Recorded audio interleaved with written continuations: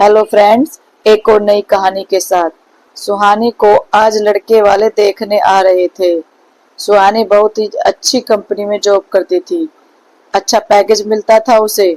उसके पापा भी सरकारी कंपनी में एक बड़े अधिकारी थे और भाई भी डॉक्टर। सुहानी का रिश्ता उसके पापा के दोस्त के घर से ही आया था, तो सुहानी की माँ को कोई चिंता नहीं थी। लड़का भी अच्छी जॉब पर था। उसके माता पिता भी बहुत बड़े परिवार से थे। लड़के वाले घर आ गए। सुहानी की माँ ने भी उनका स्वागत में कोई कमी नहीं छोड़ी। ये बस एक औपचारिकता थी। दोनों घरों की तरफ से रिश्ता पक्का ही था।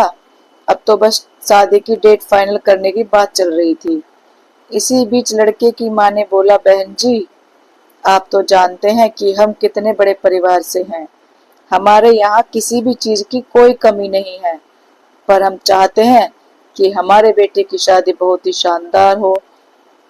आखिर हमारे स्टेटस का सवाल है। आप सोच रही होंगी कि हम दहेज मांग रहे हैं, तो ऐसा बिल्कुल मत सोचिए।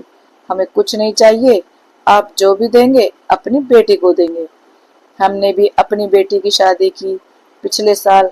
आप तो आई थी ना। आज तक लोग याद करते हैं उस शादी को। पूरे शहर में चर्चा थी उस शादी की।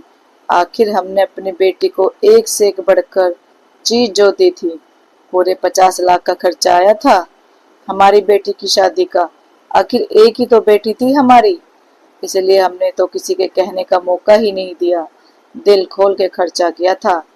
हमने तो अपनी बेटी दामाद को हनीमून पर दुबई का टूर पैकेज गिफ्ट किया था। अब बड़े लोगों की बात ही कुछ और होती है।